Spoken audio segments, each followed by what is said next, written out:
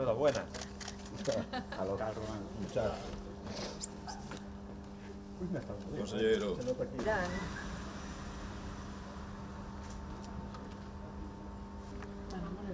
No, tranqui. Bueno, un nuevo sistema de almacenamiento, etcétera, etcétera, ¿no? Pero sobre todo que, bueno, es súper estratégico para ir, va a ser un edificio moderno, eficiente energéticamente y de crecimiento, ¿no? Entonces, para falar hoxe aquí, ¿no? Estará finalizado en xuño, bueno, a mediados do ano que ven. Estuvos xa con Javier de Copasa. Buenos días. Pues primero de nada agradecerle a la Consellería de Educación y al consellero que haya conceso desde un vial directo, muy cómodo para todo lo que es el funcionamiento. 1.700 metros cuadrados. Le queda todavía algunas áreas donde puede estar por una nave central que se desarrolla hasta una altura de 9 metros y hace un ancho de 21 metros. Zonas cuánticos, la zona de almacenaje es una zona central que se eleva a 9 metros, con lo cual... Y todo este núcleo técnico principal está precedido por un hall que entiendan oportuno y unos techos, una zona de margen muy alta de techo.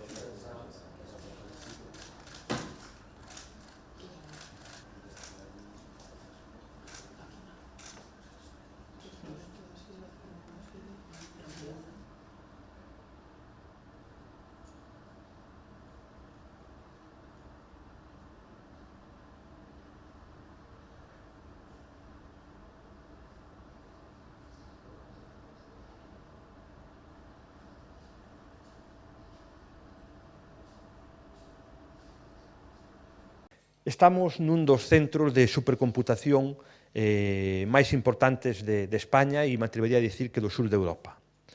Temos unha experiencia no ámbito da supercomputación básica dende fai moitísimos anos que posibilitou que Galicia poida desenvolver proxectos que en outras comunidades autónomas non.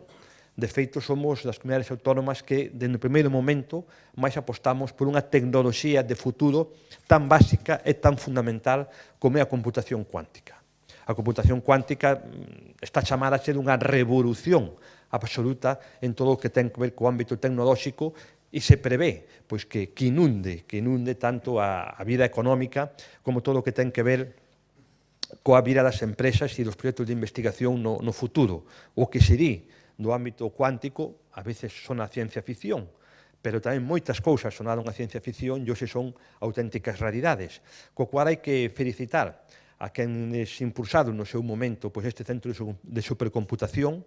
Foi un acerto que posibilitou que en Galicia pudésemos desenvolver proxectos que se non fose polo CESGA sería imposible e que impactan tanto no ámbito puramente da investigación aplicada no ámbito sanitario ou en cuestións que teñen que ver moito na nosa calidade de vida ou nos servicios públicos. Por exemplo, os cálculos de Meteo Galicia se fan aquí no CESGA e tamén moitas empresas cada vez máis utilizan o CESGA como un elemento básico para analizar procesos, mellorar produtos, en definitiva, traballar pensando no futuro.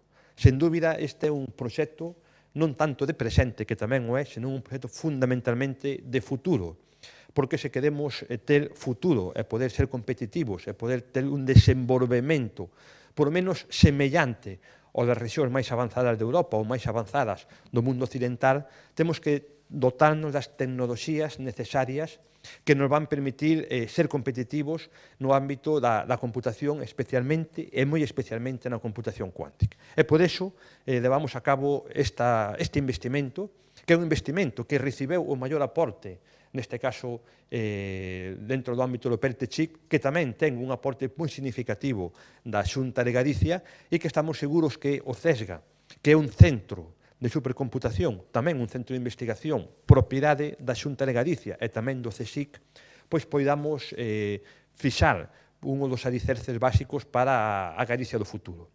Nos pode parecer, insisto, que en ocasións estamos falando de cuestións moi alonxadas da realidade, para nada estamos alonxados da realidade, estamos absolutamente insertos dentro do mundo actual, tanto no eido empresarial como en eidos básicos para a nosa calidade de vida. Citei algúns, o proxecto Xenoma Humano ou o proxecto tamén vencellado co Meteo Galicia, son ámbitos de cálculo que se fan aquí e só se poden facer aquí gracias á gran capacidade de cálculo que teñen estes ordenadores, que se vai a multiplicar e iso vai permitir aportar un plus de competitividade e de millora integral tanto aos nosos servicios públicos como tamén ás nosas empresas. Creo que é un punto seguido en esta línea básica e fundamental para a Galicia de hoxe, pero que é sobre todo básica e fundamental para a Galicia do futuro. Hoxe mesmo se vai a colgar na plataforma informática, se vai a colgar en internet, temos o proxecto de execución, temos 30 días hábiles para que este en exposición pública, posteriormente deberá pasar por a Xunta Autonómica de Urbanismo e posteriormente xa pasará por Consello da Xunta.